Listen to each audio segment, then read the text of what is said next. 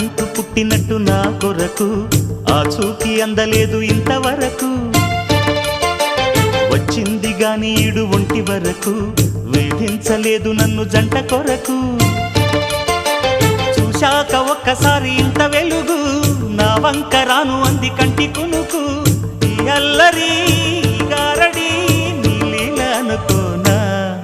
నీ పేరు ప్రేమ అవునా ఇవాళే నిన్ను పోల్చుకుందా